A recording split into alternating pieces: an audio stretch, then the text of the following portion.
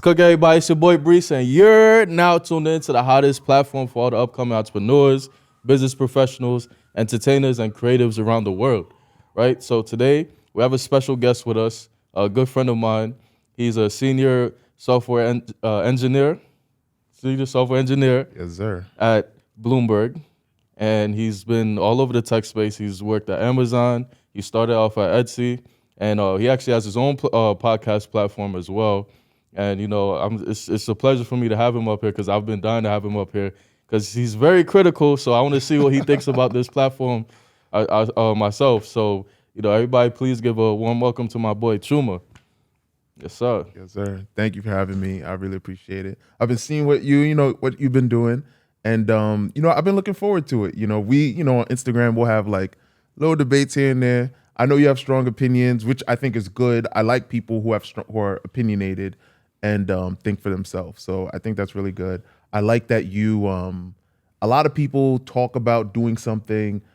You actually decided to do it, start a podcast, put your own money up front.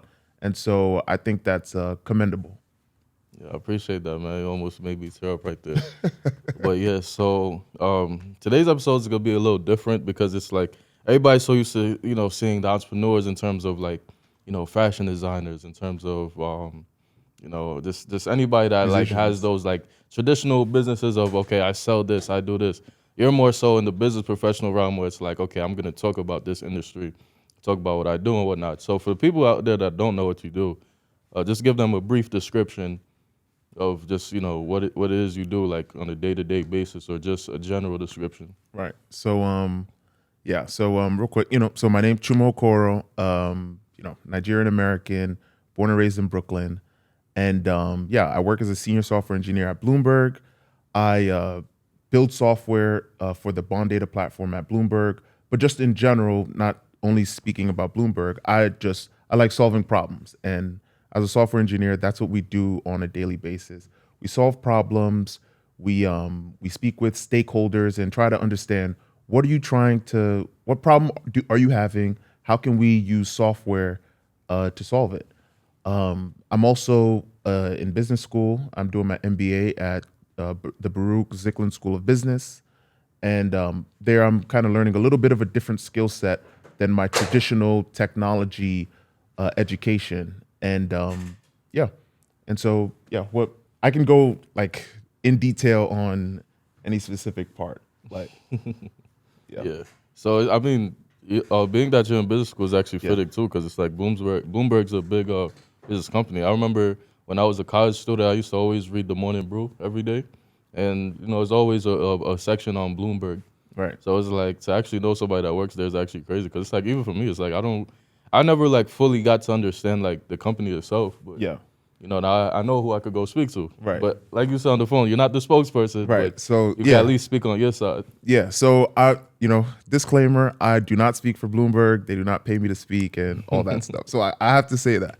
Mm-hmm. That being said, Bloomberg, my understanding of Bloomberg is basically financial tech platform. They provide like data and analytics to different clients, Mm-hmm. And so my role there is to build software to help produce some of that data. I work specifically on the bond index side. So we produce data on bonds in order to help produce fixed income indices for Bloomberg. And there's a lot of different stuff going on. They have news going on there. They have AI. They have a lot going on within the company. But I work mainly on the tech side and dabbling a little bit more into the finance space. That's what's up. Because even too, Bloomberg. Like, I remember when I was in college too, they actually offered the course like to do it. Well, not necessarily a course. It's like every Wednesday, I believe, they used to have like it was like during lunch. I was like from like 12 to 2 or something like that. They used to offer like like a training. Right. And you did your bachelor's in finance, right? Yeah. Okay. Yeah. They do that a lot right here. Yeah. So going back just from like the educational standpoint, so like how did you start? Like, well, not even how did you start. What actually made you want to like go into tech? Yeah, good question. Especially being Nigerian, it's like I grew up with all my Nigerian African friends, everybody wants to be a doctor. Right, doctor, lawyer, Uh-huh. and my parents definitely pushed me towards that. They really wanted me to become a doctor, but I don't. Just like when I was young, I was always interested in just like computers and stuff like that. I would like watch anime, play games. My parents never got me a console, but they did get me a computer because the argument was, oh, you can do homework on your computer and you can learn more surfing the internet and all that. And of course, I use that to play games, anime, all that stuff. And so, when the computer would break, that's the only source of entertainment you have outside of like books or whatever. And so I'm like, yo, I got to make this work. And so I kind of dabbled in the IT space for the family. Like if there was an issue, internet issue, Chuma, hey, what's going on? Come fix it. If there's, computer's not turning on or it's glitching or whatever. And, like most tech professionals, I turn the computer off, turn it back on, and that's how you get it to work again. And so And they think you found a cure for cancer. exactly. And so that's how I started. So, I was always interested in technology through that. For high school, I went to Brooklyn Tech, which is a specialized high school. Oh, And you did? Oh, that's yeah. crazy. I didn't know that. And so there, I was like, I was on the football team, so I was mainly focused on football at the time, but I knew I kind of like computers. And so when I chose a major at Brooklyn Tech, it was a major that was, A major. it was High school? electromechanical Oh, engineering. okay. Yeah, they had like majors and stuff like law and yeah. society, all that stuff. Mine was, I chose electromechanical engineering only because they had this big engineering room where they had like, breadboards and 3D printers and huge machines that let you build stuff via software programs like AutoCAD. And so I was like, okay, I'm gonna do that. Like, they have some fun stuff, and plus you can use computers and every day. And so if I'm ever bored, I can go to coolmathgames.com, kind of play games and all that type of stuff. Yeah. So Brooklyn Tech, graduated. I wanted to play football in college, but due to like financial reasons, I wasn't able to do that. And Where'd you go again? I went to Brooklyn College. Brooklyn College, Yeah, okay. so I ended up going to Brooklyn College, which doesn't have a football team. And so at Brooklyn College, I was like, you know what? Let me actually try at school for the first time. And I did that. And when it was like choosing a major, I was like, I don't know. Like I didn't really know any careers in technology, but I knew I liked computers. I was like, okay, computer science. And I did that. At the same time, I'm like, I'm in college. I'm like, I want to go out, go to restaurants, buy sneakers, all that type of stuff. So I'm like, I need money. And so I was like trying to get internships and, because I was seeing like what some of my peers were doing to get money. And the most lucrative opportunities were internships, IT, consulting, and all that. So while I'm kind of doing the computer science, which is much more theoretical, closer to the actual computer, getting into low-level concept like zeros and ones and all that type of stuff we see on the movies. We're learning deep-level concepts about that. I'm trying to get money on the side, so I'm doing like IT consulting. So I worked at Commission on Human Rights as like an IT consultant of sorts, helping them, turn their computer off and turn it back on, and doing different things like that to troubleshoot, set up computers, all that. I did that for like a year, 2 years or so. And then I think maybe it was like my junior year, sophomore, junior year, or something like that. I was like, I think it was, I was in, doing the IT consulting. And I think I had an internship at Con Edison as an IT consultant. And I remember people were talking about some of these big tech companies, Google, Facebook, all that. And they were saying like the interns over there, they were making $50, $60, $70. And I'm like, what? And I found out what they did. I'm like, yo, I know how to do some of that stuff. Like they were writing code, they were like, doing some of that. And I remember I liked doing that stuff in the college college courses. And so, I'm like learning this. I'm like, how do I get into the technology industry? And when I would apply, of course, a lot of colleges, they have like some sort of career center. At Brooklyn College, it's like the Magner Career Center. I went there. I'm like, okay, what's wrong with my resume? They were like, nothing. And I'm like, I'm like, well, how come I'm not getting, Googles and Facebooks reaching back out to me when I apply? And, it turned out that like, actually I needed more improvement to my resume. I was like, actually ended up talking to people who are working in those industries, who worked at big tech companies. So I had a good gig at Con Edison doing IT, but because I was like, yo, I have so much work to do to be able to compete for some of those roles at like the top tech companies. So I ended up quitting the Con Edison role while I was in college, and then I just focused full time or outside of college on finally getting like one of those tech internships, those coveted tech internships, and was able to get one. It was that my first real software engineering internship was at MasterCard, and that was in Missouri. So I took my summer after my junior year. Yeah, I went to Missouri, O'Fallon, Missouri, which is near St. Louis, and did that. Then I come back. Now it's like, okay, it's like like I always compare it to like dating. Like, okay, now you can you can get a date. Okay, now it's like they start coming a little bit more and more.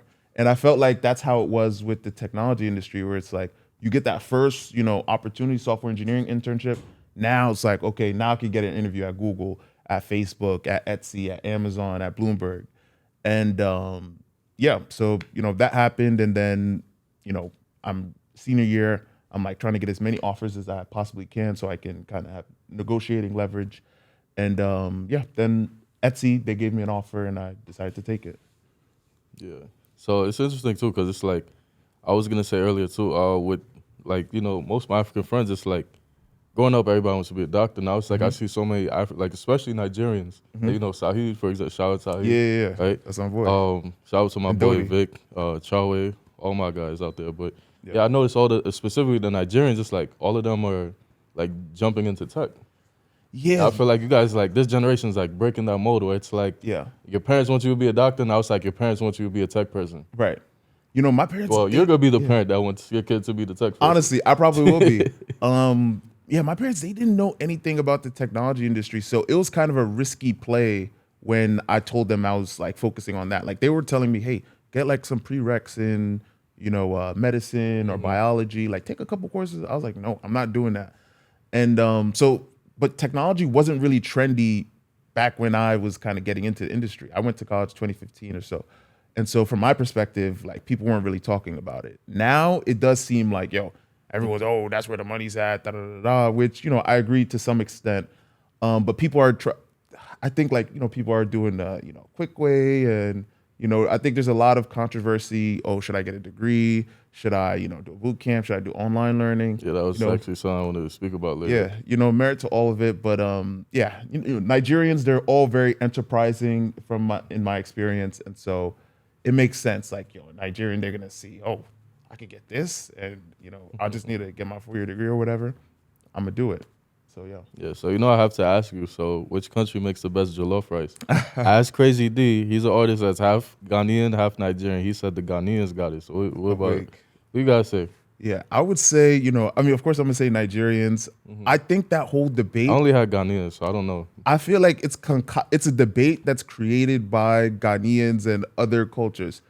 No one thinks about anyone. It's like when people say, oh, New York or New Jersey. New York does not think about New Jersey. Nigerians do not think about Ghanaians. They don't think about Senegalese, all that. It's just Nigerian and everyone else.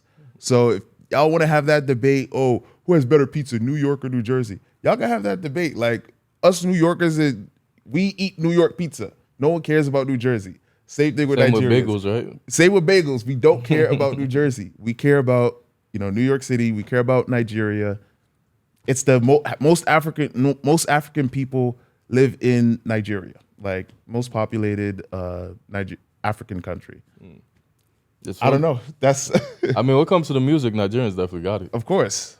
That's like Nigerians. They out of it. They got that. That's it. But no, it's actually funny though, because it's like I've mostly been hearing Liberians from what I've been like hearing from my friends, right? And also too in the comments when I made that reel the first time, right? And it was mostly non-Liberians saying that, right? Look, so I'm just like, where? If Liberians want it, they can have it. Like, I gotta try it. See what we're not thinking about them. Yeah. So just to backtrack too, so I'm sure everybody wants to know like how we even met each other. So I actually met you at a pool party. Like that's really what it was. Like actually no, it wasn't. It was at the penthouse. It was Saeed and Dodi had that party. Who was it for though? It was somebody's birthday. I think it was Carl's birthday or something. I think that was when Keyshawn came back. Okay. I think it was I on don't Keyshawn. remember. I remember that. I just don't remember who the party. Like they threw a party for somebody. I just Yeah. don't remember who. Yeah.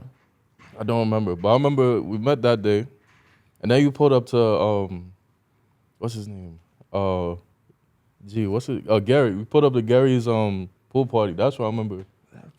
Was that in like In Queens Long or something? Island. Yeah. Okay. Even Long yeah, Island. yeah, I remember. I remember. I He's was like, the yo, tall, I was- the tall dude. Tall? Yeah, I was like, he yo, was trying weren't to you throw just at the it. penthouse, I bro? I remember was that. just like, that's I crazy. remember that. Nah, and it's like what stood out to me was it's the funniest thing of it. What stood out to me was the fact that they always say like black people they don't swim at pool parties. Like they always sitting on the edge of the pool, whatever. Right. This guy was swimming by himself. I thought and it stood out to me because I'm just like, yo, I know it's a stereotype, but I really never seen a black person Agreed. swim at a pool party. Yeah. And I don't Until even know how to seen this swim. guy diving in there, doing backstrokes, all this stuff. I'm like, yo, this Agreed. guy's over here trying to compete or something. Like, I'm weak. yeah. Nah, I was having fun. Like if I'm outside, then we outside with it. But I actually don't know how to swim, but I do like pool parties. It and looked stuff like that. he was over there looking like Michael Phelps in there, Right. just doing all these dives and stuff. I'm weak. There you go. Yeah, but that's really how simple it was. Like that's really the backstory to it. But no, I mean we always kept in touch with each other via social media or even just in person. Every time we run into each other, it's always been love and respect for each other. So That's a fact. yeah. So just to go back to the topic at hand, though. So you mentioned, of course, the $1 million topic that I wanted to jump into. Right? What is it like in the tech industry these days when it comes to jump starting your career? Because we like you said, we grew up in the traditional. You gotta go to college if you want to do something specific. Now it's like not even just in tech, but a lot of industries like such as acting, right? We see a lot of Instagram comedians turn into big time actors. You see a lot of people that didn't know anything about music turn into like not just artists but producers, engineers, stuff like that. Now with tech, you're seeing a lot of people who didn't know anything about tech. Now they're finding these certification courses. They're taking their knowledge and doing their own thing. Just I guess you could say freestyle in the sense of just trying to make something work and then boom, Right. they build the next big app or Nice. something like that. So the question is like what do you feel like? How do I word it? Do you feel like college is necessary at this point when it comes to the tech industry, at least? Necessary for what's the goal? Is the goal just to get a job in the tech industry? Yeah, sure. Yeah, yeah. I don't think it's necessary. There's a lot of people who get jobs in tech. They just went to a boot camp or did some certifications. Yeah, because I have and a so friend. forth. He's Yeah. a GCU creator, Okay. and from there he was like he made a lot of content about like how he literally did like a 6-month course, and now like he got like a big 6-figure job. Right. I forgot what company, but he posts like a lot of reels like that. How did I do it? It's like step 1, step 2. Like he's pointing at all these. Right. Yeah. So Yeah, I don't your think point. I don't think it's necessary to get a college degree. Not at all. There's a bunch of people who work in the technology industry who don't have college degrees. That being said, I do think it's more difficult. I do think it limits your options if you just look at job descriptions for various roles. And when I say various roles, I'm talking like the high paying roles, not some startup or whatever. Look at the roles that like the Netflix, the Amazon, the Google, the Facebook.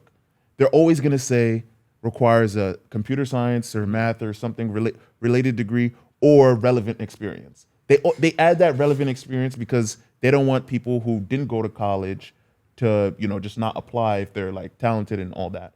But for the most part, and if you look at the people who work there, for the most part, most of them have computer science degrees, math degrees, something along those lines. So yeah, and then also if we're taking in the racial component as well, was I getting think to that's that's another level on top of it. First of all, like I've been working in the technology industry for like I don't know 5, 6 years or something like that.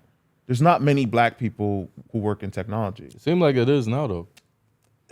but Well, at least Right. at least from my perspective. sure, probably more than there was, but still, like if you compare the rates, like the percentage of black people who work in technology versus the percent of black people in America, like the rates aren't the same, and so there's still a discrepancy there.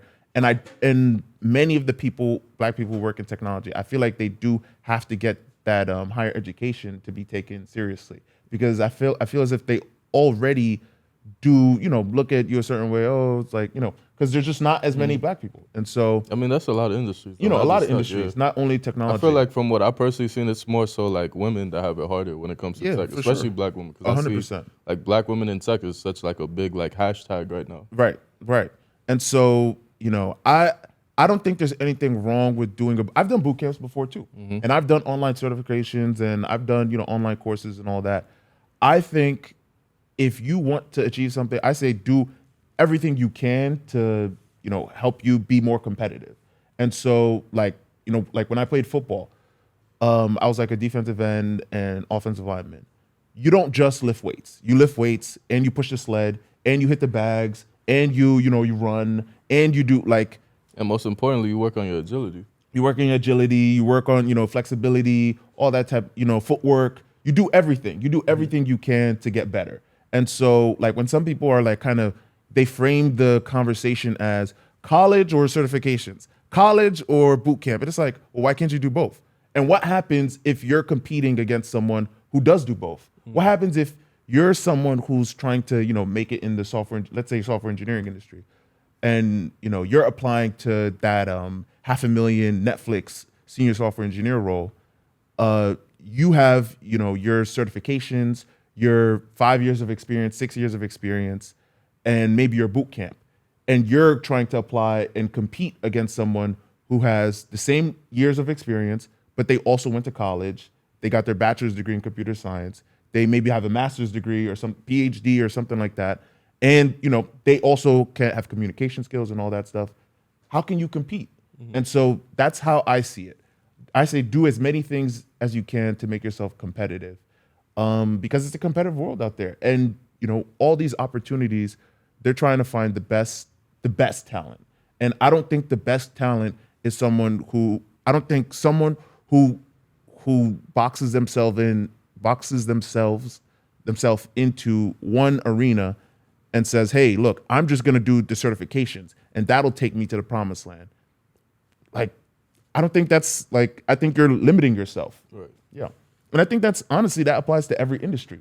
Like, what happens, like, let's say comedy, the stand-up comedian who, who studies other comedians first and reads some books about comedy or whatever, and they do stand-up and they do, the podcasting and they do, I feel like they'll Like the just, influencer stuff. you know what I'm saying? They'll be much more multifaceted than someone who's like, oh, I'm just gonna do stand up. Or, same thing with music, or same thing with, business. People say, oh, why would you get an MBA if you can why would you get an MBA if you just could, sell chocolate bars and sell t-shirts or whatever? And it's like, well, what happens when the person with the MBA also sells chocolate bars and t-shirts?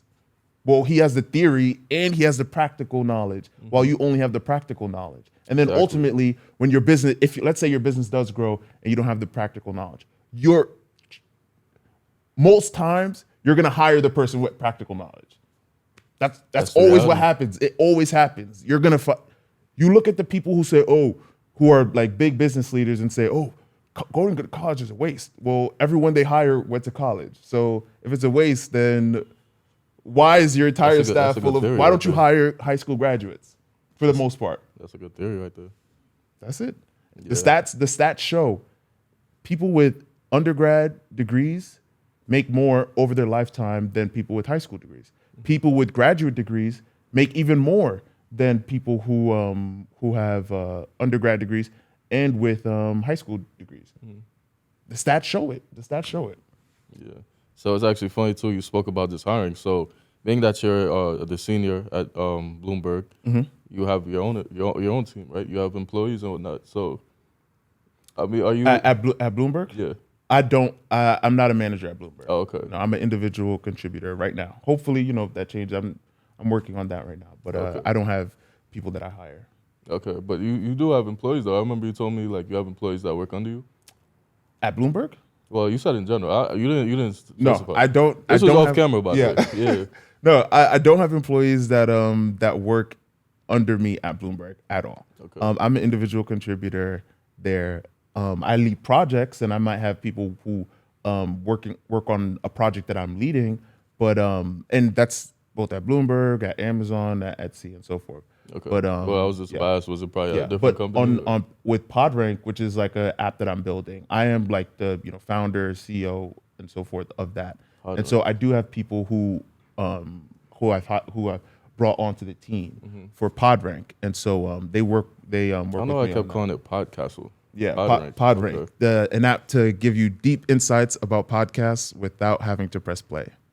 So go into that, because from like just to understand, because I kind of didn't like get the concept behind it. Yeah, So what you're saying is like it kind of reviews the podcast, like, but yeah, who is it, like an AI that's doing it? Like I don't know. yeah. So You have with people watch them, or Yeah. So with PodRank, I guess maybe backstory. I'm someone, I consume a lot of content, right? And it'll often be like I'm driving or such I'm as what's cooking. working, such as what's cooking, And so I like podcasts, but I feel as if like, especially last 3-4 years, there's just been so much content out there.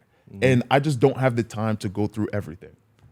And so I decided, idea came to me to hey, is there any way that we can provide certain information about a podcast before I press play to make maybe I know a little bit about what it's what they're really talking about, not what the creator says it's about, because they always get that like the creator will always say, oh, this is a podcast interview with this person and blah blah blah, and then if you look in the comment section, they're saying, oh, this is spicy, oh, they were talking about this, do I go 50-50? No, she was wrong about that, or he was wrong about that, or something like that. Or they talk about Diddy. Right, That's where what they talk about about, right now. whatever. And so it's like, the people in the comment section, will have a little bit more insight. And so I found myself whenever I'm going through, should I watch this podcast? Should I not?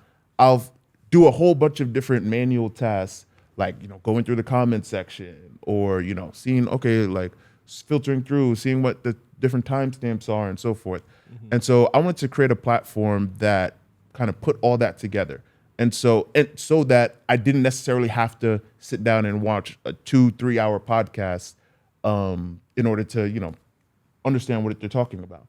And so with PodRank, we aim to do exactly that. Give you different types of analytics like timestamps. We do use some AI in terms with generating descriptions about the podcast. And we found, based on our surveys with people, that they prefer our descriptions to the content creators' descriptions most of the time.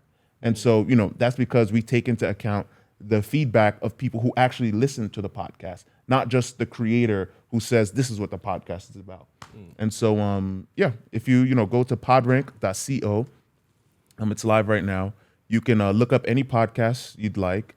Drop those if it's comments for what's cooking. if it's on YouTube, if it's on Spotify, if it's on YouTube, and then for the most popular podcast on Spotify right now, you can get insights about that podcast without even having to press play.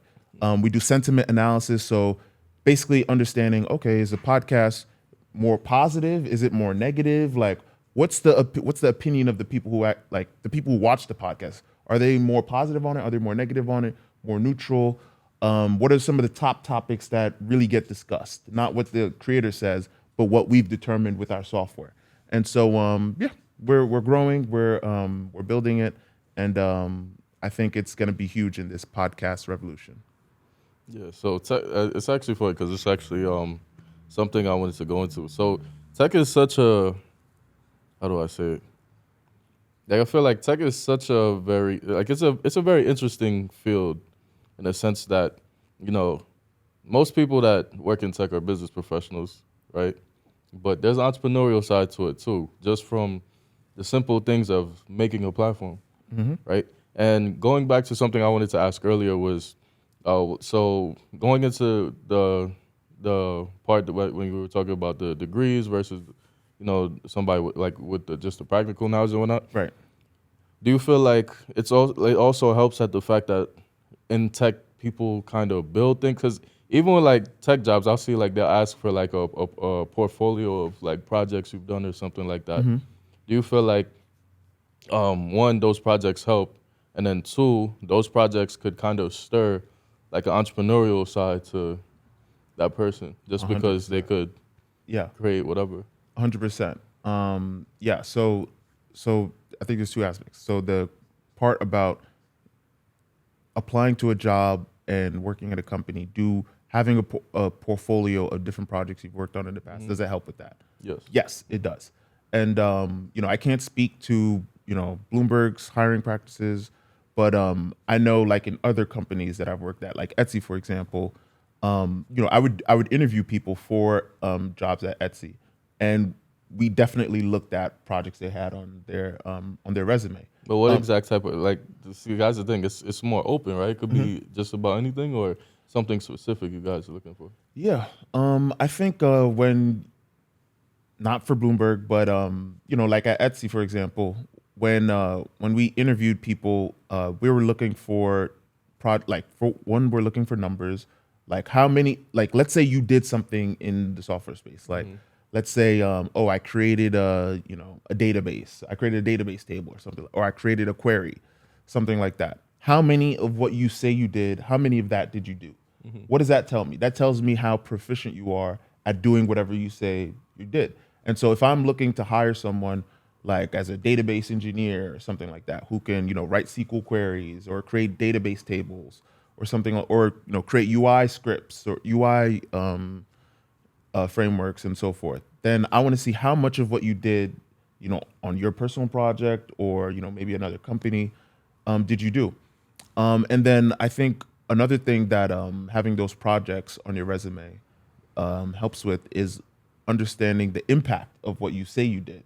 So if I created 10 SQL queries to automate something so that I help save time and so forth, that can translate to money for a business. Right. And so Most definitely. if I know that, hey, you in the past you've done task 1, task 2, task 3 10 times, 20 times, and it helps save that project or that business money, it helped them save money or it helped them make money, then I think you're probably a good candidate to help me save money or make money. And so I think a lot of tech companies are looking for that. And so like on my resume, I'll have different things about past places that I've worked, or with PodRank, where I'm like, oh, I did this X times, I did this Y times, I did this, and it helped create 10 million or this amount of money for the company, or it helped save this amount of hours per day, per week, per year for the company. And so that helps you stand out as a candidate versus someone who doesn't have projects at all, or their projects they just say collaborated with this person, or just things that just aren't as descriptive on the things you actually did and the impact they had and how much, and numbers to actually quantify it. Yeah, because business is all about numbers. So Right. I want to know the numbers. Like, yeah, Yeah, I was also gonna say too, like, oh, you want to go? I think you had a second part. Well, of your yeah, I did. question. I was gonna Yeah. say like, what kind of ties into what I was gonna say too, because I feel like the tech space is it's really, well, tech is definitely a business for sure, just for the simple fact that it's problem solving and it's serviceable.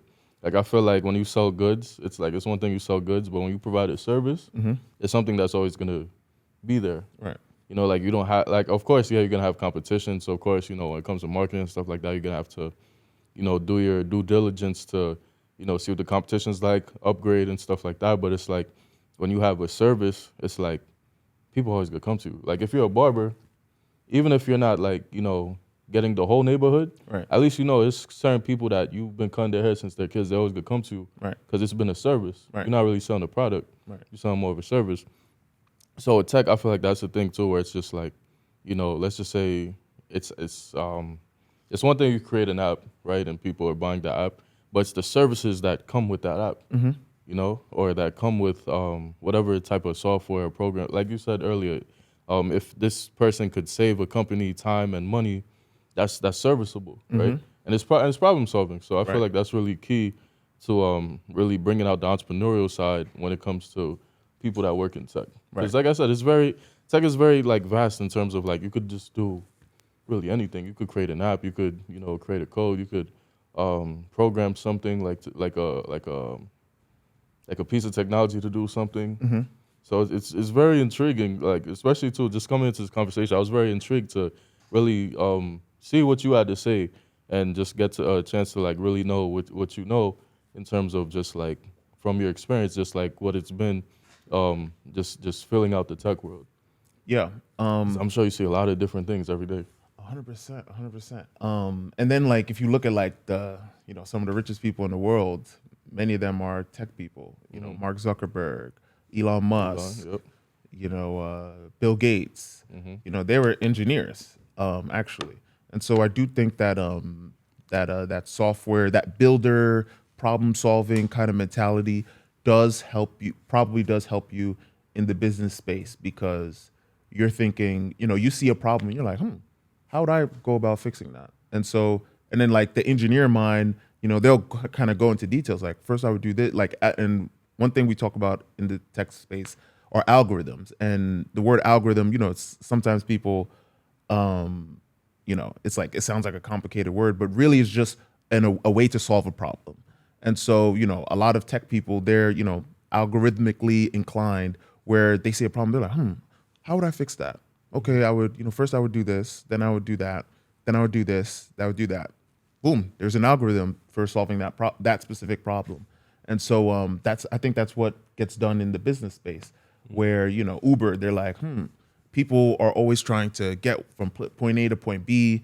The taxi cab service, they're slow, I can never get one when I need it. It's also old school too. Back in the day, you had to like make a phone call to somebody, and then they got called a taxi person. That person got called you back, like the worst. Like in the 80s, 90s type of vibe. Right. And so then, the people at Uber was like, I think we can automate that. Mm-hmm. You can just open up your app and you say, I'm here, I want to go there, And get you me get a to ride. see And you get to see, progress. all that, how much money it costs. Boom, algorithm right there.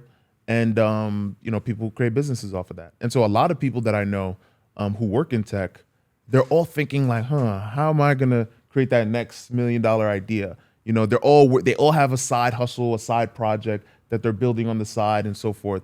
So I do, to your question, I do think that there is like some correlation there, like between the tech space and entrepreneurship. Yeah, because just imagine back in the day, like a century ago, people had to ride. Well, 2 centuries ago, people were riding horses. Right. Like imagine having to go to, say you're going to Boston, and it's like you gotta take a 2-week like ride on a horse. Wait, insane. And the horse is tired. You gotta feed the horse. You're tired yourself. You wanna, sleep. Certain days, whatever. You gotta go get some food, whatever. Right. Now it's like that's a 4-hour flight, 2-hour flight, whatever. Exactly. Right. That's like a 4-hour drive. Right.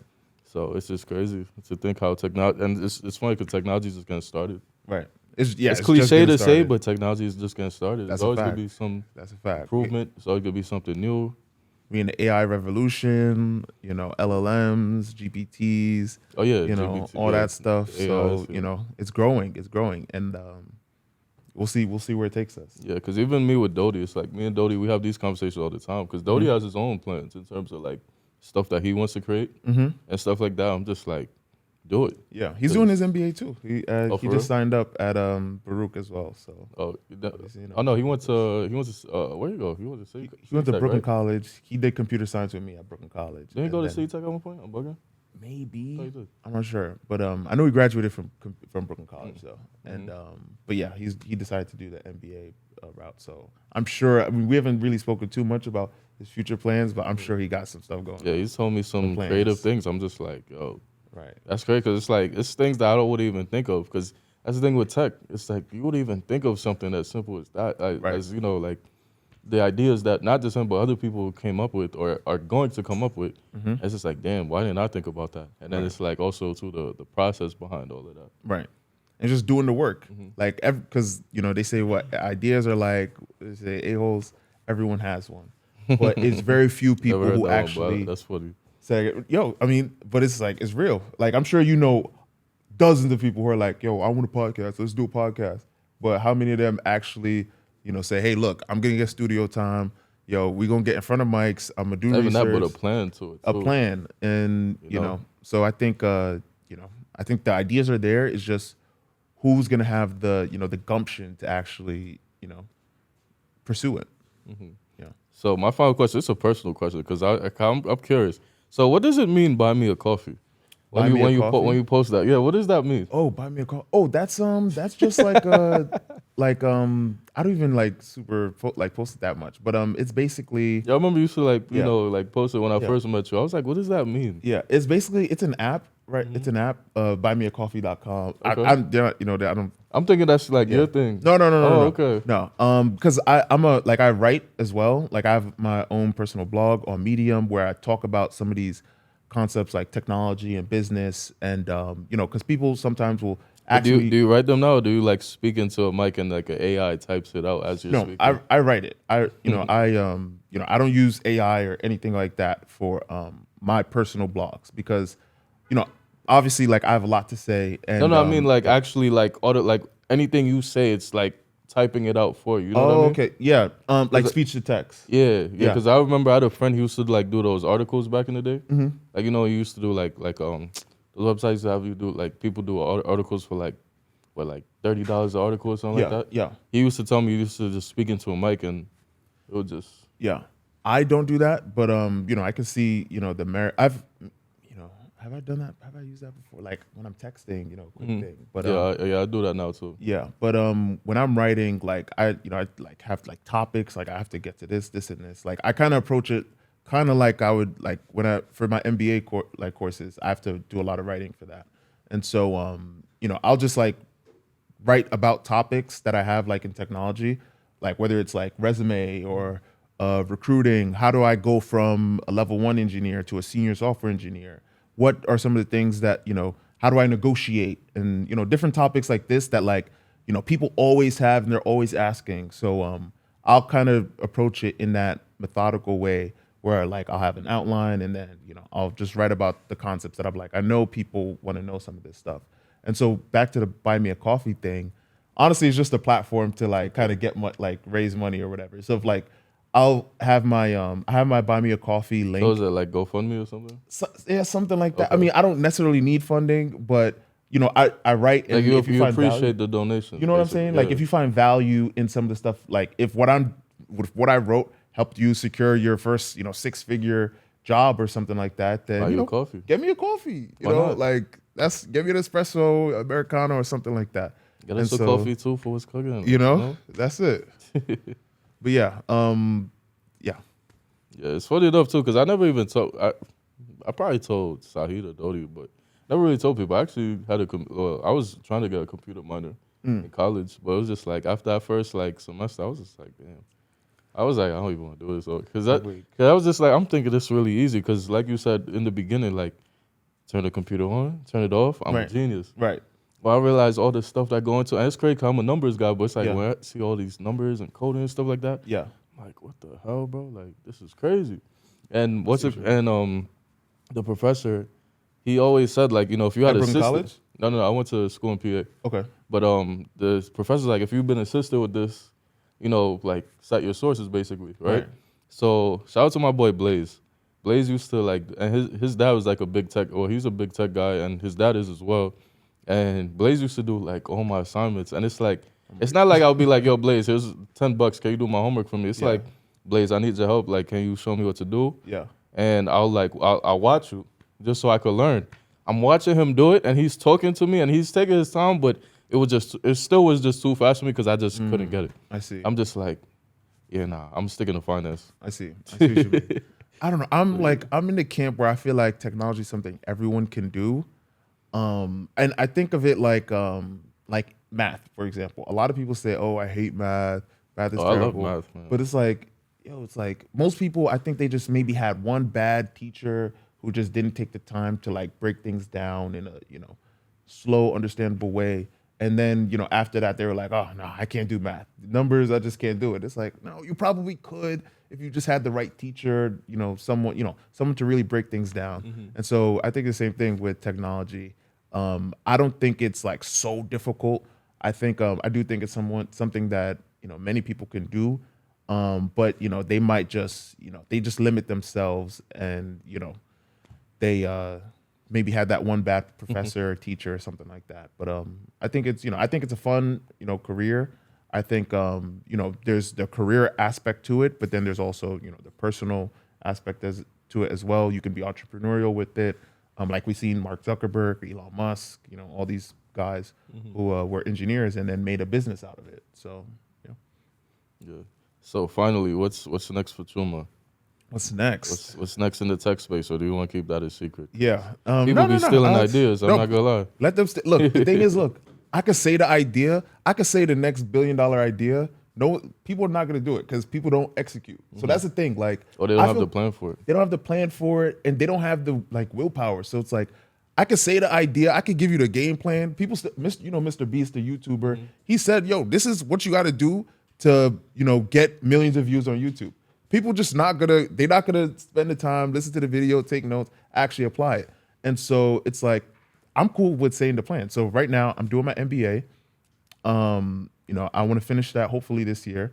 I'm doing that part-time in addition to working as a senior software engineer at Bloomberg. So I'm hoping to get into a leadership role at Bloomberg. And I'm also working on, little side projects. I have my blog on Medium. You can find everything on, if you go to chuma.world, that should link you to, my LinkedIn, my blog, and the different apps that I'm working on. And so, I just want to, get more into leadership, learn more about the business side of the technology space, and continue writing, continue teaching others via, my writing, and building companies, building apps, and solving problems. I feel that. Yeah. So, I don't know if you personally want people to I guess reach out to you personally, but by any chance, if you want to promote anything, any, I guess social. Well, I mean, you did say your LinkedIn and whatnot, but social media stuff like that. LinkedIn is probably the best place. My LinkedIn, just check my name, Chuma Okoro on LinkedIn. But if you go to chuma.world, then you can find all my links. That'll be my LinkedIn, my blog where I talk about technology and business, recruiting. If you're trying to get into technology, I have a lot of articles that could potentially benefit you with your resume, the job interview process. What is a software engineering interview like? The technical interview. I break it. I have one article where I actually break down. I think at the time I worked at Amazon, and so it's more focused on the Amazon software engineer interview, but it's applicable to pretty much every tech company because they all pretty much do the same stuff. And so I have a lot of articles there. So chuma.world, you can check it out, and that's where you can contact me. Yeah, so it's like that. Audience, you've seen what's cooking with Chuma. Chuma, it was a pleasure to have you up here. My pleasure. And as always, if you're new to the platform, make sure you hit that subscribe button. Make sure you comment your thoughts as well. As always, show love to our guests. Hit them up on LinkedIn. You never know, all the techies out there, you might get you a nice job somewhere, or at least get you the advice you need. If this episode didn't already do that for you. And yeah, just like that, we're gonna see where this is on PodRank. Right, we're gonna check. You will. You can check this episode out on PodRank. Right, just if you that. drop on YouTube, so so automatically you should be able to see it on PodRank. I'll show you after this. Yeah, we definitely gotta check out the PodRank, and I got comment. I gotta leave that feedback so we could get more detail on that ranking and just like that. Yep. We out.